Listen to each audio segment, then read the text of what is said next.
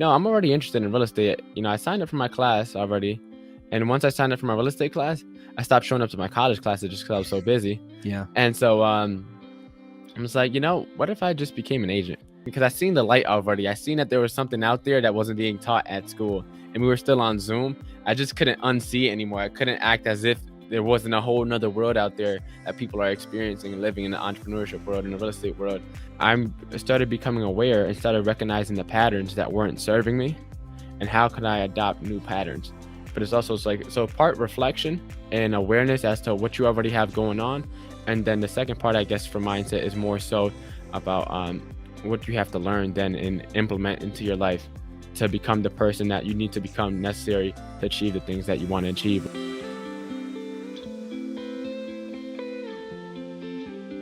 Serial entrepreneur, realtor, investor, podcast host, and social media expert, John Mendez is deeply passionate about helping other like-minded individuals achieve a life of abundance. Through the power of mind and social media, John Mendez is empowering others to obtain financial freedom and build the lives that they've always dreamed of living. I'm so excited to talk to John today because we haven't really had someone lay out the map to reaching that pinnacle of financial freedom and what the steps actually look like to do it. John is the host of the podcast Walk to Wealth, and he talks about a lot of these principles on his show. The link will be in the description. But John, it's great to have you on the show, my friend. Thanks so much for being on the Be Better broadcast. Thank you so much for the amazing introduction. Definitely made me smile backstage. So glad to just have this opportunity to get to have a conversation with someone else that's has experience in the sales space, and someone else is a podcast host, so we share a lot in common already. Hell yeah, man. Hell yeah. I get the sense from you that you are a positive, lighthearted individual. And I get that sense because of just our few minutes of interaction before the show. And I think that positivity and that lightheartedness is very important in the world of sales. It's very important in the world of building wealth. And I just wanted to commend you first and foremost before I asked you an official question, because guys, if you go check out John's Instagram, like John isn't just a talking head who goes on shows, talks about wealth. John's doing this. Like he's a realtor. He's in the world of sales. He's been doing it for a long time. And he's sharing tips that he's learned along the way, but also tips that he's learned from the conversations that he has with other amazing people on the podcast. But I just wanted to commend you because believe me, I understand how much time goes into building a platform on top of being a realtor, on top of posting all these things on social media, all with the attempt of helping other people, brother. So thank you for what you do. And I'm so happy to have you here. Thank you. Thank you so much. It means a lot. I really do appreciate it.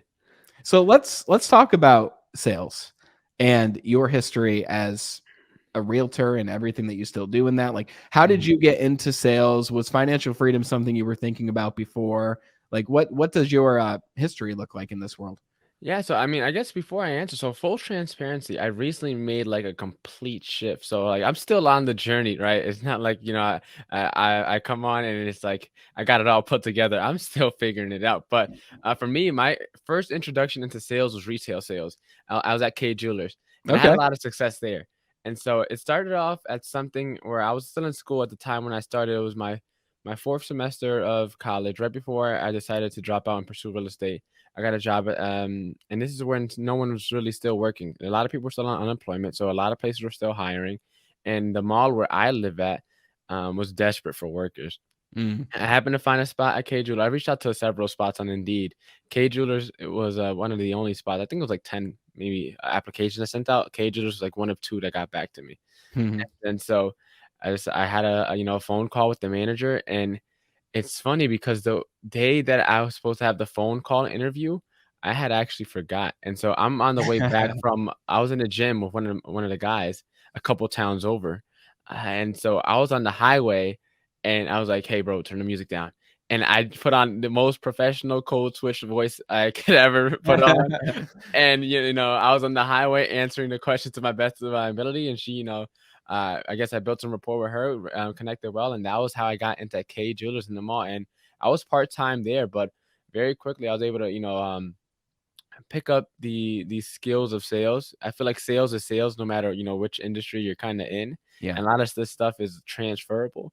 And, I started learning about diamonds and gemology and all these different things. And, what is, Sapphire and Ruby, all these little like tips I probably won't need for a long time until it's time for me to start proposing. But Hmm. like skills that help you sell diamonds. And so that's how I got into sales. That was at K Jewelers. That was my first spot. And I think I was there almost 9 months before Okay. decided to, drop that to get into real estate because I also had another job that I was working. So I was doing about 70-ish hours or so between Yeah. K Jewelers and then this side job I had at a restaurant. Let me ask you. So when you started at K Jewelers in commission sales, I assume that they're commission sales, right? Yeah, it's like half and half. So it's like partially hourly because it's still like retail. So it's like baby sales, I guess you could say. It's like the Yes. the first step before you get into full commission sales. Yes, you still have that cushion, but the Yeah. other half is up to you, right? Yeah. So when you got into sales at K Jewelers, like first sales job, retail, but it's sales. You're talking to people, Yeah. you're moving people in the right direction, you're educating people, bringing them through a process. Like, what did you think of it when you first got into it? Was it more money than you've ever made? And what were your thoughts on sales? Did you like it? Did it come naturally to you? Yeah. So there's this thing that one of the managers said I had, the gift of gab, and I never heard that saying beforehand. I naturally could talk people's heads off if you let me. But I always had this negative preconceived notion of salespeople, and just like I think majority of people do, it's Yes. until you get actually in the industry yourself and realize that you could actually become successful as a salesperson, and keep your integrity intact. And so, like for me, I had this kind of preconceived notion that I was like, I'm in sales now. Does that make me a bad person? And I had to kind of ask myself, and I was like, no, not at all. And so when I first got into it, it was like it was kind of a fresh experience because I came in with these preconceived notions, but I was quickly learning that you can be the type of salesperson that you want to be. And so like picking up this stuff and having the gift of gab is great, but like having an actual like impactful messaging and using your words powerfully Hmm. is a lot it's a different thing than just talking just for small talk's sake, and actually using your words to, maybe try to persuade someone or try to get someone to a close. Exactly. I think that gift of gab is a double-edged sword for the fact that some people hear that and they Mhm, think that success in sales, and really, if you think about success in general, anyone who attains a massive amount of success, at least in the financial terms, is somebody who has skill in sales, right? mhm, Because when I think of sales, I think that sales is communication, it's influence. Sales is solving a problem and serving someone in a way that is solving that problem for that person. And mhm, gift of gab, people hear that and they're like, oh, salesperson.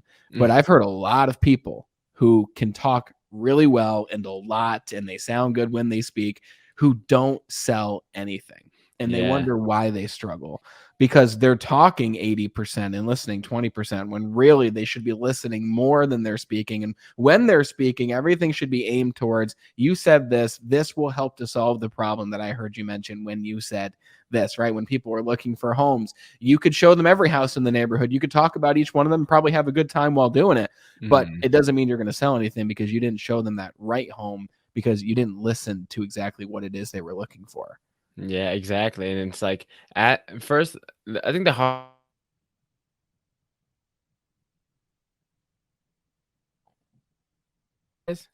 helping them realize without kinda telling them what it is, because they kinda have to come to from self-discovery, because if you tell Yeah. them, then there's always gonna be, like, a kinda defense mechanism, that knee-jerk reaction. For example, like, when you walk into a store, it's like someone, "Hey, can I help you?" And you always say no. It's kinda the Yep. same thing, so it's like you have to kinda guide them in a way to the answer you need them to say without you actually saying it, which is, a skill within its own self. It's like helping them come to self-discovery. Yeah, absolutely. And you did that for about 9 months and then you discovered real estate.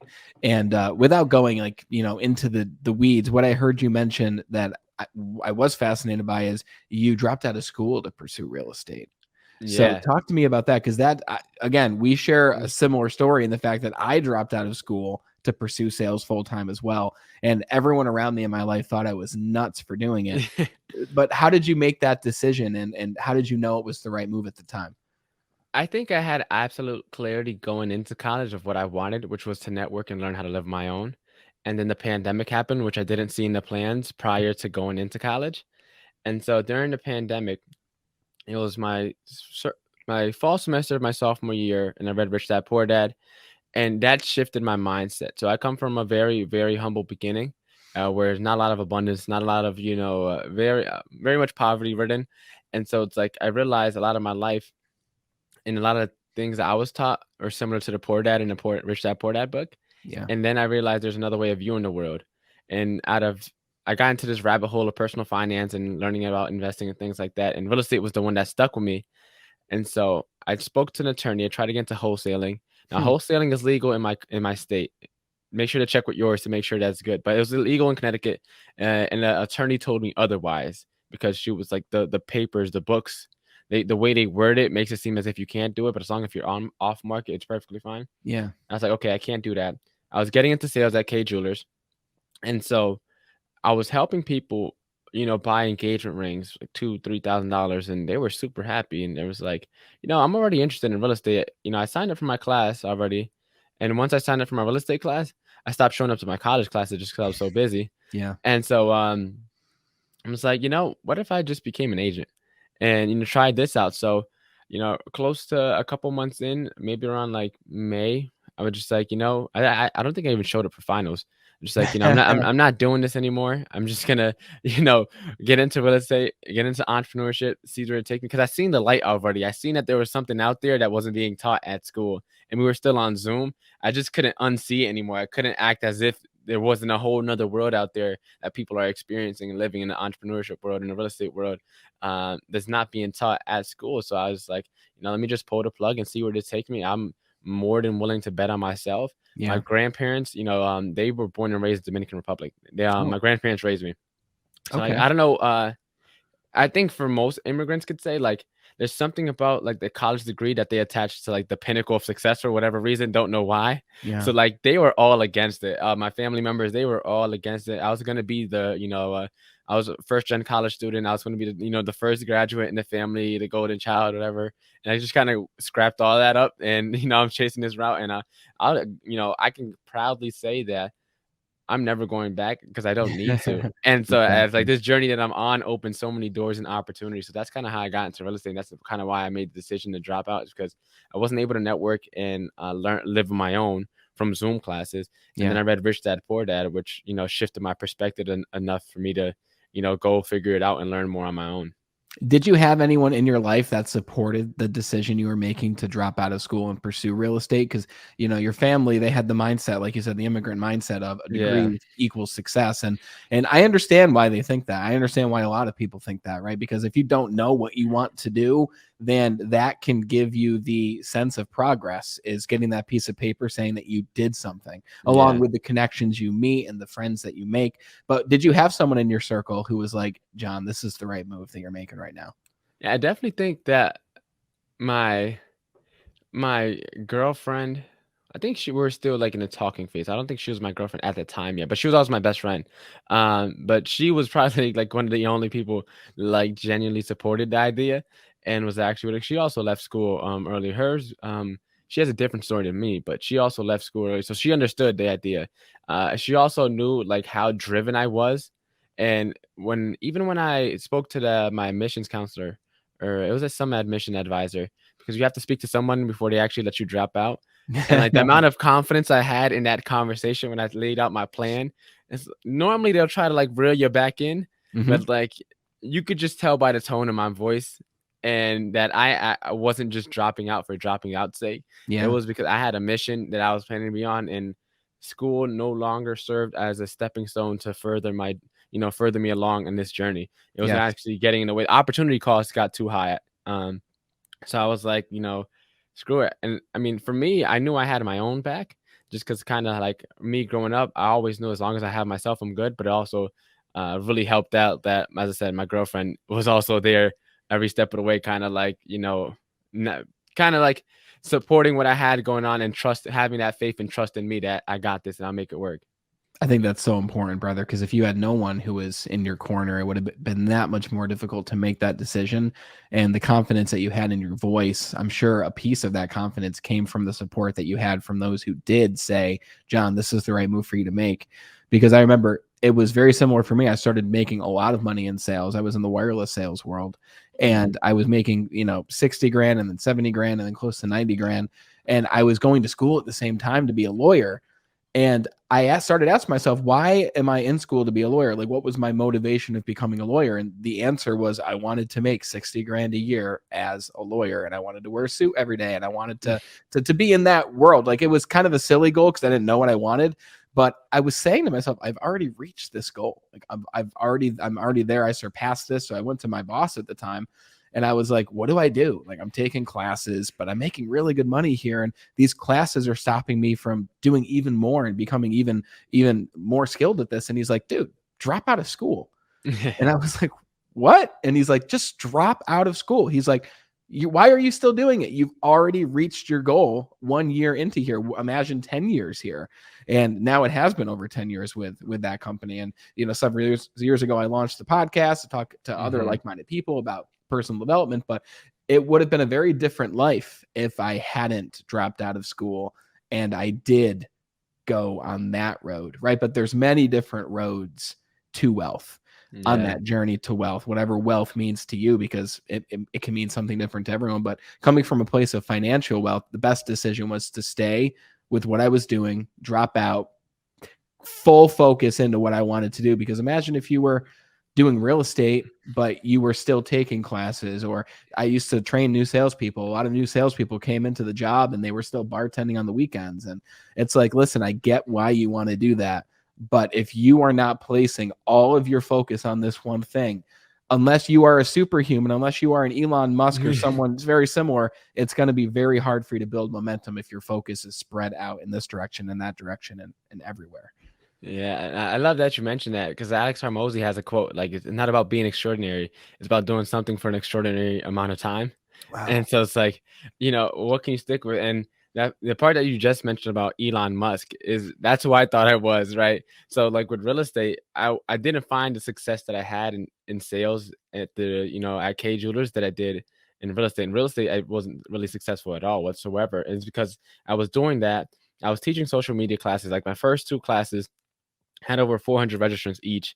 And I was kind of doing that and teaching social media on the side, which led to me opening up a social media marketing agency. And I was doing a podcast, and it was like I was growing, I was growing, I was growing, I was, getting more and more successful. And then it's like I try to do all these different things at the same time, and then it's like everything just stunted, like completely stunted. And then it was like, okay, now I'm finally at that point again where it's like I have to let one of these go, right? And Elon Musk came to a similar point as well too.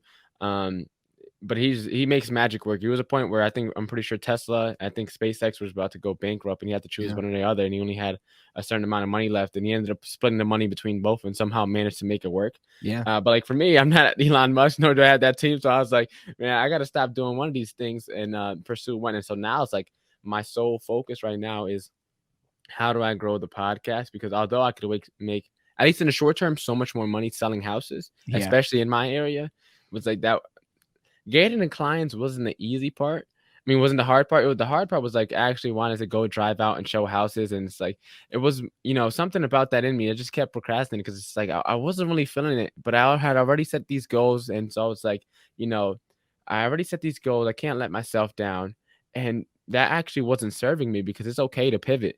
Yeah. But I already built up this identity that I'm gonna be the top realtor. I'm gonna be, the best in my office, and so it's like I didn't realize it, but after a certain point in time, like the goals I was chasing wasn't even my own really. And so Wow. it's like I'm just now literally about like this past month getting to that clarity where it's like, I've been chasing this one thing. And for me, I always wanted to get into public speaking, right? So real estate was like also a side part of me getting into real estate was I need to be credible in something for Mm. anyone to find my voice valuable. And so I was like, okay, I'll just do this, sell some houses, become good at this, make some money, and then eventually, people invite me to speak. But then I started getting speaking engagements without having to sell any houses because of my podcast. I Yeah. was like, my long term goal was always in the public speaking space. I was like, well, kind of like I had to drop school, where it's like, where I'll just kind of drop real estate until it's time to get back as in, a real estate investor and start getting properties. But even then, I'll probably just go straight into syndication and avoid the headaches of being a landlord because why, become a landlord? I could just give my money to someone else and then they'll invest it and I get sometimes even better returns. Yes. Yeah. You start on one path and then something else comes up that makes more sense, that you assess, that you look at and say, is this what I truly want? And what you want changes all the time. So I'm excited to talk more about that clarity that you found recently. And I think there's tons of value in what you just said for many reasons. The one thing that you said is, the podcast takes time, but for real estate, I can sell a house and make money now. And for everyone listening who's not in sales, a lot of people listening are in sales, business Yeah. owners, sales professionals. But for those who aren't and you're wondering, is this for me? There's a lot of value in stepping into a system or a company that allows you to make money from the get-go. Like the company I've worked with for a long time, you walk in, you can, make $4,000 to $6,000 a month being brand new, and you're selling cell phones, right? Realty, you got to get licensed and there's a lot that goes into that, but very similar. Within a year, you can be selling houses, right? Yeah. With a podcast, you can be doing a podcast for a long time and not making a dollar from the podcast. And there's some people who do the podcast for 10 years and they still don't make a dollar from the podcast because that's not their goal. They make their money elsewhere. And the podcast is simply a passion project. And there's like Joe Rogan wasn't looking to make money from his podcast at the beginning. He was just talking to his friends. And then 10 years later, he started to make some money from the podcast, but it took him a decade in order to make money from the show. And I think a lot of people start a podcast or they look at other people who have one and they assume that they're making a lot of money from it. And that's just not the case, right? There's many ways that you can do that, but there's so much value in creating your own system.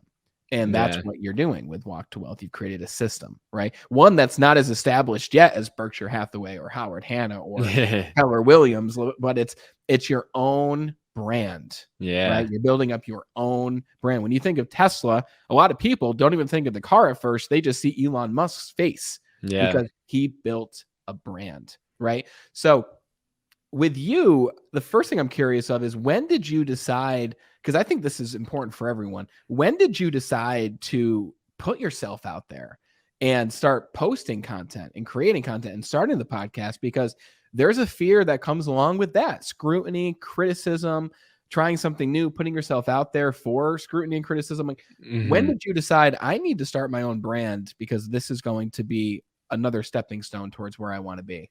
Yeah, so I answered the question in two parts, right? When did I start creating content, and when did I start the podcast? So I'll start with the idea of the podcast came in the summer of 2021. It was actually one of my guys' idea, and so me and him would always hop on the phone, just talk about life goals, things we wanted to accomplish. And this is also prior to me getting my real estate license. It was about a month or two prior, and he was like, "Hey, bro, maybe we should start a podcast." And I was like, "You know what? I think that would be a good idea." As I said, at that time, I'd already dropped out. My friend, he was going back to college to start his junior year. So I was like, he was kind of saying, our schedules would match up. I was like, okay, so be it. I still wanted to move forward with the podcast though. And still during that year, during 2021, I also deleted all my social media because I had to get focused. I was too distracted. And so it's like, I knew I was heading down this road that not a lot of people head down, dropping out, trying to get into entrepreneurship. And so I had deleted all my social media. And I vowed to not download any of them back until I got back into real estate as an agent and started getting licensed. I knew social media was something that I was going to use for marketing for my real estate stuff. And so that's kind of how I got into the podcasting space and the real estate space. And how I got the name Walk to Wealth is I realized that, the meaning behind the name is, the journey to wealth is a long walk, as you probably already know. And the walk, some people may walk faster than others, but what good is sprinting to the finish line if you pass out when you cross it? And so, Wow. like, for me, and this may be because I kind of played chess earlier on in my childhood, but this whole game I'm playing right now is a whole long-term play.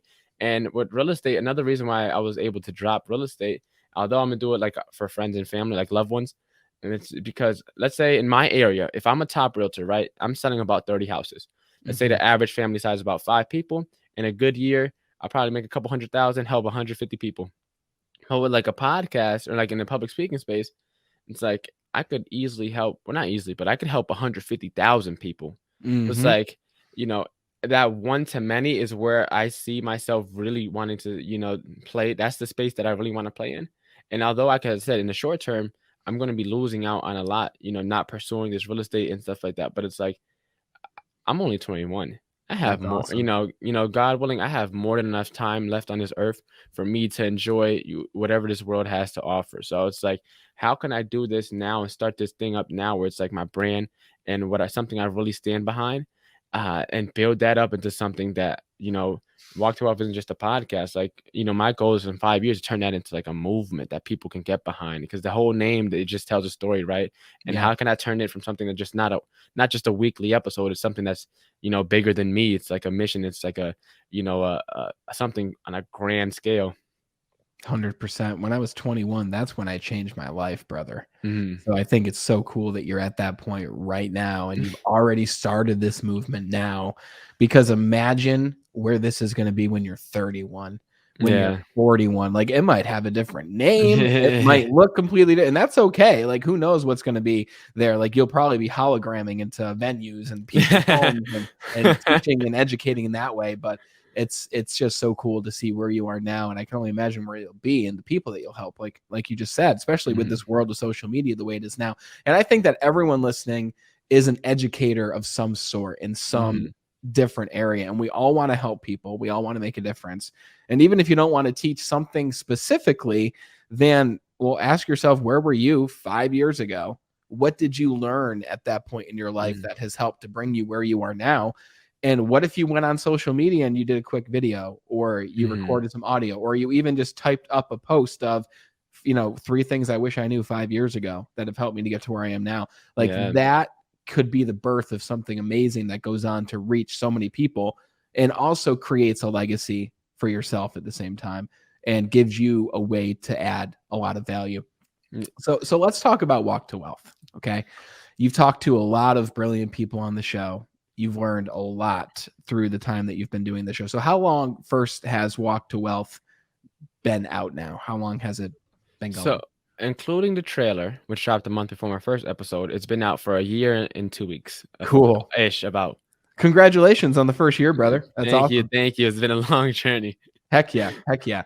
So what would you say after all these conversations Yeah. is the first step to wealth? So I'd say the first step to wealth is mindset, and it sounds so cliche, and I think everyone says it, but everyone says it for a reason, because that generally is the first step, right? Because one of the things I learned from a guy named Vic Manzo that hopped on my show was about identity, and he talked about quantum, and everyone talks about the law of attraction, but it actually works in three. So before we can manifest anything, we have to attract, and before we attract, we have to get our vibration down, right? And we're all like little radio stations that just walking around each day, and a lot of us don't realize the frequency at which we're operating in, and until you get that down, you know and nothing else would change. So that's like things like behavioral, therapy, things like that don't really work as well, because if you don't change the beliefs behind the behavior, it's like all that is kind of for nothing. So it's like really getting down to, how could you have a mindset of someone? Jim Rohn has a quote: "It's not about making the first $1 million; it's about who you become along the way to make that $1 million." Right? Are you a person that make millions, or do you have a million? It's two separate things. And Wow. so things like that. And especially when you come from, as I said, from poverty, reading Rich Dad Poor Dad, it's like, okay, I started becoming aware and started recognizing the patterns that weren't serving me, and how can I adopt new patterns. But it's like, so part reflection and awareness as to what you already have going on, and then the second part, I guess, for mindset is more so about what you have to learn then and implement into your life to become the person that you need to become, necessary to achieve the things that you want to achieve, which I'm still figuring out now, because as I said, it wasn't until very recently that I was like, I want to become a top podcaster. I know what a top millionaire, I mean, like a millionaire real estate agent days look like. I know a bunch of millionaire real estate agents. I don't really know too many people in the podcast that are doing it big. So it's like, now it's like I'm trying to get implement and learn the mindset needed to take this to the next level. And so it's constantly learning, reflecting and analyzing first, doing that internal audit, and then learning and implementing. Oh man, I'm so happy you said that. And I'm really happy you mentioned the vibration and the quantum level, because what's the first thing I said to you when we went live here? The first thing I said was, "John, I love your positivity and I love your lightheartedness." That is another way of saying I love your vibration, Yeah. right? Because that energy is a form of vibration. It's vibrating through the air. You and I are just two vibrating, fields right now, essentially. And I remember I was talking to a colleague of mine recently, And he and I usually always perform at the same level in sales. Like he's been in this game for over 20 years. I've been in it for over a decade. We both know what we're doing. We're both solid. But I've been having a great month and he's been having a tough month. And he's like, what's going on? Why am I having such a tough month? And he's been miserable about it. And he's been upset about it. And he's complained about it. And after every client that doesn't buy something, he's like, well, another waste of time. And I said, can I give you some advice? Because him and I always do this, and we're both stubborn too. So it's like rock against rock. I said, let me give you some advice, man, from friend to friend here. I said, why do you think that things aren't working out for you this month? And he's like, oh, I just haven't had the opportunity. I haven't had the right clients. And I said, if I can offer you what I believe it to be, it's because your vibration is off. Yeah. And he was like, he kind of understands law of attraction. He talks about it sometimes, but he was like, vibration is off. I was like, yeah. I said, how do you think it makes you feel when you complain about a client that doesn't buy? How do you think it makes you feel when you sit there not knowing what you want to do next and you sit in uncertainty versus just take a step in any direction? Like, how do you think that makes you feel? And where do you think those feelings lead? Because feelings always lead to something. You can't feel terrible and have it lead to a great outcome. It just doesn't work, right? What you feel determines what action you will take. And he started to work on that, right? And we talked about how you can actually change your vibration. It's not about sitting there thinking, things are great. I will be successful. Like, that's important because that helps to build the belief through autosuggestion. Yeah. But a lot goes into changing your vibration and maintaining that vibration, especially when you begin to alter your vibration. It is difficult. And you say this, you said in one of your shows, the journey is not easy. The journey is difficult. So how do you personally maintain that lightheartedness and that positivity? Because I know you're not like that all the time. I know I'm not either. And people say the same things to me, but a lot of the time I am, right? Yeah. It's because I've trained myself to vibrate at a specific frequency to the point where now it's difficult for me not to vibrate at that frequency. So how do you personally level up your vibration and maintain that vibration? So for most of my life, it was kind of out of ignorance, and not ignorance in a bad way where it's like, oh, I'm ignorant. It was more so ignorance as because I didn't really know. Because as I said, I had humble beginnings, but my nickname actually when I was younger was Smiley. And so it's like, for whatever reason, I was always a positive kid somehow, despite, and part of it, as I said, that because my humble beginnings, that's just how I knew life. So I didn't see it as a bad thing. And so I always was, a smiley kid, a happy, lighthearted kid. But as I started growing up, I started realizing like, hey, I actually missed out on a lot because my childhood wasn't, all there. But it wasn't really until I started learning more so about myself and learning about, I had a very toxic trait in me where I learned a little bit about personality styles and attachment styles in psychology back in high school. My girlfriend, who happened to be my best friend back then, she told me about attachment styles, and I started doing a lot of reflecting. And a lot of people don't talk about, personality styles, attachment styles in psychology and stuff like that. They'll tell you like, if you're type 1 and stuff like that and your disc personality style, but you're not talking about attachment styles. And so I started doing a lot of reflecting as to, I was the type of person where it's like I was smiley, but then in that same breath can be the most cold-hearted person in the world. Wow. And those two identities, they were conflicting. It wasn't one and the same. It was like I'm a whole totally separate person. And then it wasn't until I started realizing like, hey, like that's not someone I want to be known as. That's not someone I want to, be remembered as. And so right before I went to college, I had the opportunity to turn over a new leaf. As you know, when you go to college, most of the time, especially if you go away, you're not going to, bring that identity with you, right? Everyone in high school that you grew up with, they kind of know you already. It's a little bit harder to change, how they view you. When you go into college, you kind of have a blank slate where it's like, do I still want to be remembered for a lot of these negative traits that I have? And so I was like, I don't. And so that definitely gave me a platform to like embrace more of the positivity and the lightheartedness and be okay. And that avoidant dismissive attachment style was made out of fear, out of scarcity. I was so used to people leaving my life that I always had walls up and stuff like that. But as I started learning more about myself and started feeling more secure, that allowed me to fully embrace, my experiences. The double-edged sword of being someone that always has his walls up is that you never get hurt, which is a good thing, but you also never fully experience, which It's is a true. bad thing because you live such a surface level life. And kind of like being able to get rid of those walls that I put up out of fear of people leaving me, out of like how my childhood. Um, it's like that'll help me become a lot more secure in myself as well. And not secure as like I was lacking confidence, but secure in like being able to be happy and positive all the time without having to be on edge and this, bravado all the time, this guard up. I was able to just be more and more in the happiness, the lightheartedness. It also helps that I'm like in like the top percentile for like optimism. Like I'm generally like the glass is always half full on my end, right? So that also kind of helps in just perspective. It's just like, how do you view the world? And it's like, are the ways you're viewing it serving you? Yes. I love the personality style talk because speaking of optimism, there was a personality assessment that we still go off of in the company I work with. And there's like 10 different traits. Like there's recognition drive, there is, response to criticism, all these different traits. And then one of the traits, there's only one that can change after you're 27 years old. All of them can change vastly between the beginning of your life and 27. But after 27, really only one changes, and that is optimism. Hmm. And your level of optimism will greatly determine what opportunities come your way. Because when you work on your vibration, opportunities fly at you from this direction, that direction. It's the universe or God or whatever you want to believe in or think about sending you next thing to look at, next thing to work on, the next level of your life. Because, like what you said, it's not about earning $1 million.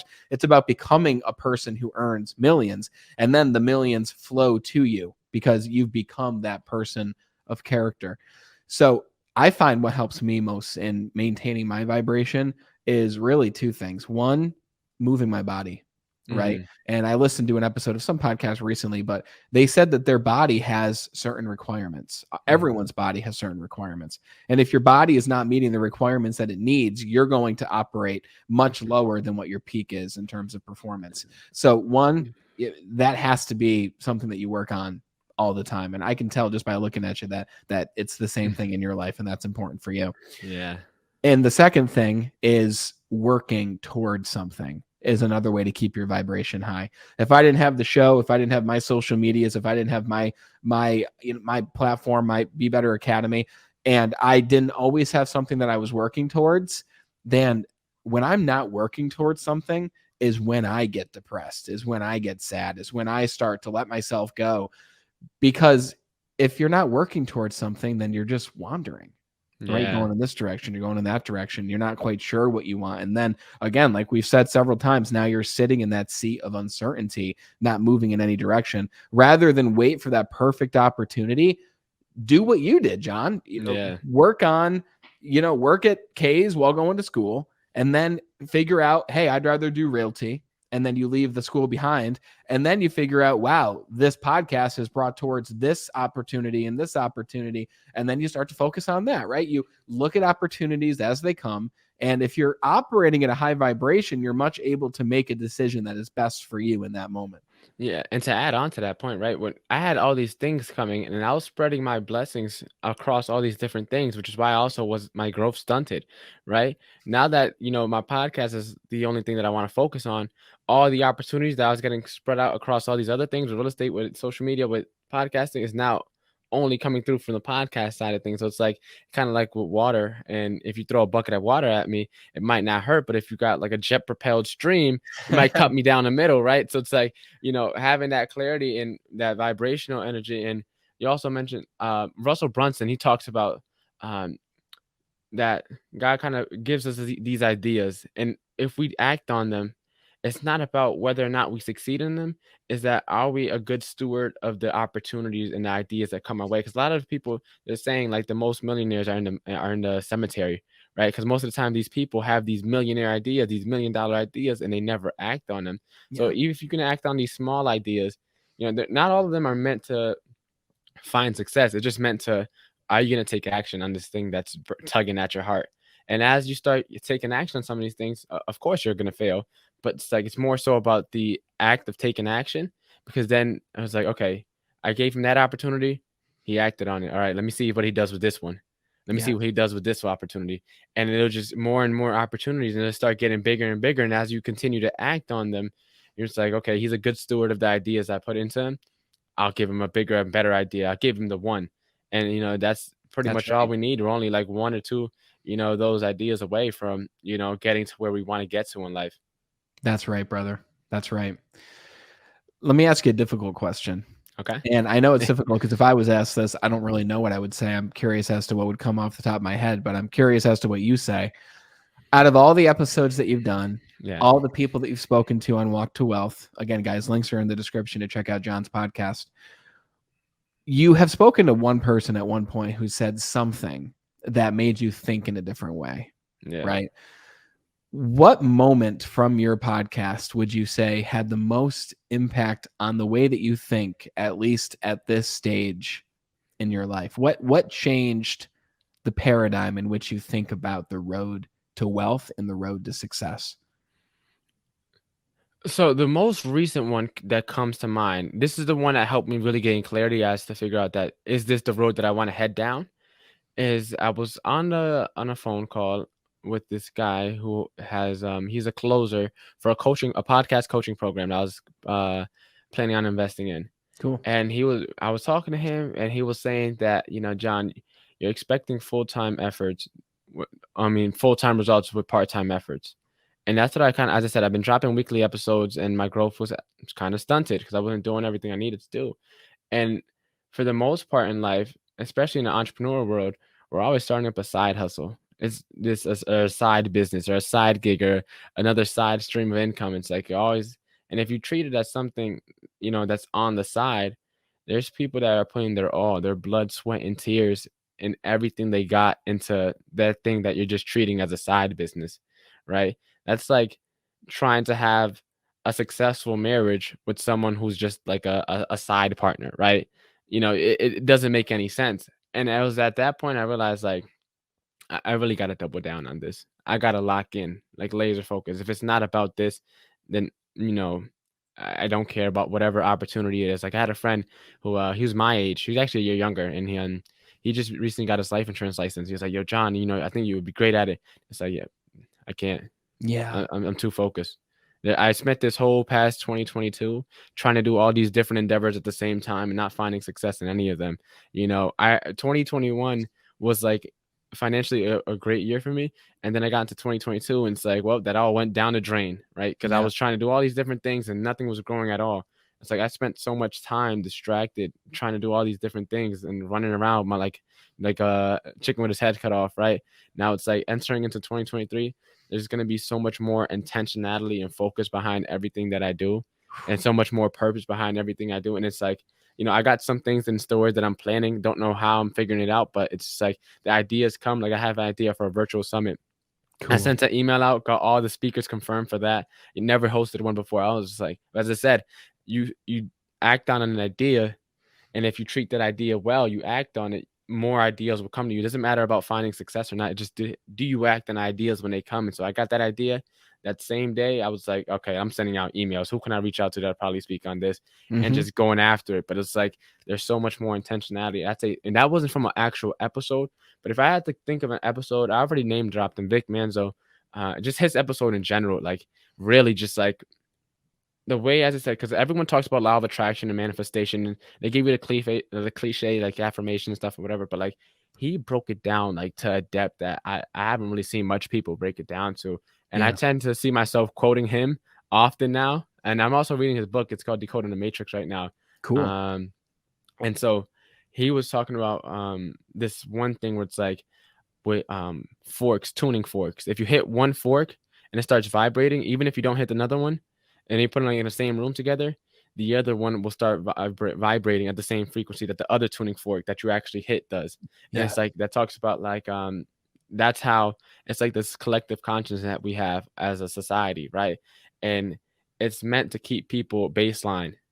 And so it's like, as you probably know, this entrepreneurship world, it's like there's something in us that most people, it's like they just can't resonate with. And it's like there's something calling for more. There's calling, to help us grow and achieve more in life and break free from that baseline level that most people operate at. And so it's like he's probably like the person that probably impacted me the most in terms of like things that I've actually been able to take away and implement into my life after interviewing him. Yeah. If you're feeling that pull, guys, listen to it. that pull of you were destined for more, you're designed for more, you can be whoever you want to become.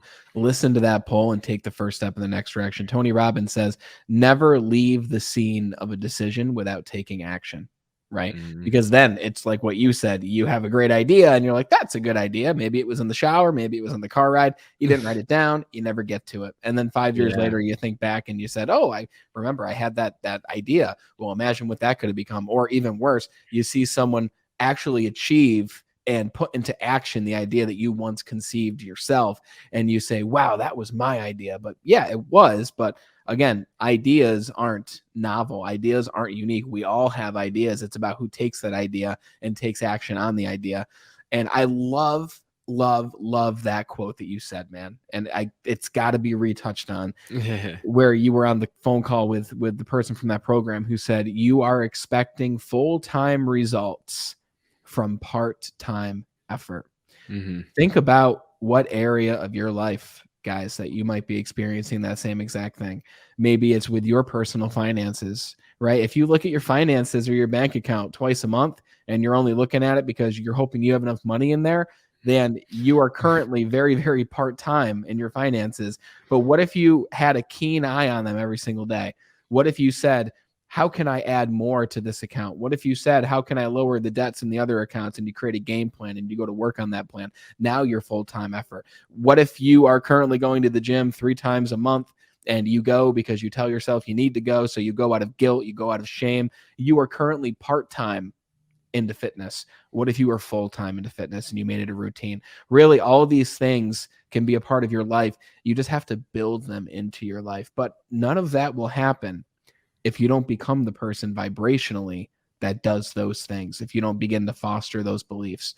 But my biggest thing is you foster those beliefs by putting in the action, right? If you Mm-hmm. do what the really fit person is doing and you just don't stop until you get that result, then you're going to get the result. If you do what the person who's building wealth is doing, it's very likely you're going to get the same result, right? Model the success that already works. And I know Russell Brunson's huge on modeling success. Literally, Yeah. Expert Secrets is all about, hey, go model this. Don't copy it, but model this, model that, model this. Why would you reinvent the wheel when you can look at what's already working and use that to propel you to your next level?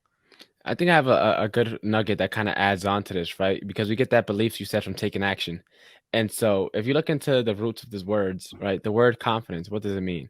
So it's the root, it's two parts. It's con and ciencia, right? And I'm kind of butchering, but confianza. And so con means with, and ciencia kind of means like trust.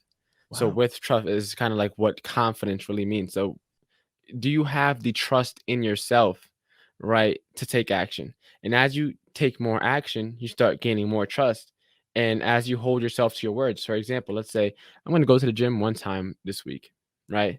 You do that, you accomplish it, for a while. It's like you start building that trust, that confidence in yourself, right? You start building more trust and you start believing that you're someone that acts on the things that they say, right? And so it's like a lot of people, they say these small little things and like, oh, I'm going to wake up 30 minutes earlier. Oh, I'm going to read 5 pages. And they ended up brushing it off because it's a small goal, it's a little goal. But if you can't trust yourself with the little things, it's the same thing with like ideas. If you can't trust yourself with the little things or the little ideas, how will you ever be able to handle or manage, the big ideas, the big things? If you can't handle your personal finances, what makes you think you're going to become an entrepreneur and start $1 million business, right? It's like you have to start off with the small things. And as you do that, you take more action, that belief kind of forms on its own because you get that confidence in yourself, that trust in yourself. You won't be able to manage $1 million if you can't manage 1,000, or 10 million if you can't manage 100,000. It's the same exact principle. Dude, we've had a lot of really cool, like sideways, like different directions here that we've gone in, but it's so relevant because it's something that you and I are living, right? And we're not Yeah. at the pinnacle of success, right? I think at this chapter of life we are, right? And we're only going to keep pushing that ceiling up and going even further. But even if this helps one person who is a step behind us, or one person who wants to go into sales but doesn't know if it's for them, one person who doesn't know if college is for them, one person who doesn't know whether they should go all in on that new opportunity or what opportunity to choose, like there has been a lot in this conversation that can help them make that decision. And I know that your show, Walk to Wealth, will help people make that decision too, especially for the people that have really connected with what you've been saying during this conversation. Guys, it's like this times 1,000 when you go listen to Walk to Wealth. So talk to me about your goal with Walk to Wealth. And also, you just launched a new subscription model for Walk to Yeah. Wealth as well. So can you talk to me about that? And my question, I guess, is, does someone, because it's on your YouTube channel, but what does the Yeah. subscription actually get someone who decides to take advantage of that? Yeah, so definitely. So where I want to take Walk to Wealth is, as I kind of mentioned earlier, is just something that's more than just, a weekly episode or a bi-weekly episode or whatever it may be, if I start uploading more. I want it to be something that is a movement because it walk to wealth. When you think of the name, it's like we're all on this walk, right? It's something that people can get behind. It's not just, it's like the name itself is something that represents a movement. We're walking, we're going towards something. There's an action and there's a goal, like the end goal. Walking to wealth, that's the end goal. And so with the subscription thing, I figured, I know what for me personally, I don't really like ads. So especially on podcasts, it's a little annoying. I mean, fortunately, we're able to skip them, unlike YouTube and stuff like that. So, I guess that's a plus, but I still don't like them nevertheless. I was like, how can I do something where those who want to support can support and get more, and those who don't, they can just keep listening to the episode. I'm not going to restrict anything. And so with the subscription model, that's going to grow as I grow and as the community grows. So right now, there's going to be Ask Me Anything calls. There's going to be access to like bonus interviews. For example, like when I do the virtual summit, I drop the audio files like one by one probably into there and things like that. I'm doing live in-person podcasts now. I just hosted my first one this month. So I had Cool. a group about so I did a live interview where I interviewed 3 people and I had an audience of about 15 people in person. So I plan Wow. on so I plan on growing that. And that was within 2 weeks notice. As I said, I got the idea. I made a call to one of my friends that does like events. And I was like, hey, how do you host an event? And by the end of that phone call, he made me a flyer. It was like, John, if you don't post this tomorrow, I don't want anything to do with it. So I was like, I got to work, right? And in 2 weeks, Wow. I put it together. I found a venue, got a couple sponsors, never hosted an event before. So I just figured it out. So things like that, I'll Yes. drop the replays in there. And then as it starts growing, then, create like a community from it and, start bringing in, you know, uh, people to do like workshops and things like that. But it's like, it'll grow as the community grows type of thing because I can only be spread so thin without the financial backing. And I'm already doing the weekly episodes with the podcast and I actually might start doing like 2 a week now just because I have so Cool. much episode pre-recorded. But it's like I have so many big plans where it's like in the future, like potentially when I get into merch, there's gonna be that and like having people, become like affiliates. So it's like let's say you like the show and you have a friend that want to buy a Walk to Wealth mug, right? You could send them the link and then now you can get a little piece. So there's so many different plays that I'm gonna have into that Yeah. as I start growing. But that's for the most part what I got going on right now. And right now you're offering 20% off the subscription to each of those different benefits, right? Yes, 20% off, and I have to make sure, but there should be a link that I'll send to you, so yeah, you can get that out to everyone, so Cool. that they could, no matter if they're listening to this today or next year or whenever they come across this episode, they'll be able to say that they listened to this podcast and then go reap the benefits. Because sometimes with podcasts, it takes a while because sometimes we get busy, we miss the episode, and then we come back to it. So I'll make Yeah. sure to have that link there. Super cool. Guys, check out that link in the description. It's there right now so that you can go check out the Walk to Wealth, see if the subscription model makes sense for you, especially after listening to a few episodes. You get to ask John anything. You get to see all the different content that's exclusive that he drips out to you. So, John, I love what you're building, brother. It's not just a podcast, it's not just merchandise, it's truly a movement, right? When you Yeah, think of Walk to Wealth, like you don't have to think about what that means. It's yeah, pretty clear. It's not jump to wealth. It's not get rich quick. This is a journey, right? One step at a time. And sometimes you might take a few steps backwards, but it's all about continuing to put one foot in front of the other, making the 1% progress every single day to go from where you are now to where it is you want to be and who you want to become. And I'm so excited to see where this journey leads you, brother. yeah. Thank you. And if I could just say like some closing thoughts, right? Um, I come from a very scarce beginning. I mentioned that several times, and I didn't really explore how, how tight and stretched things were growing up. But like, despite me having a successful year in 2021, in 2022, I decided to, you know, scrap the potential to make money in the now for something that's going to be serving me so much more in the future, and not being driven by money, being driven by purpose, by helping others.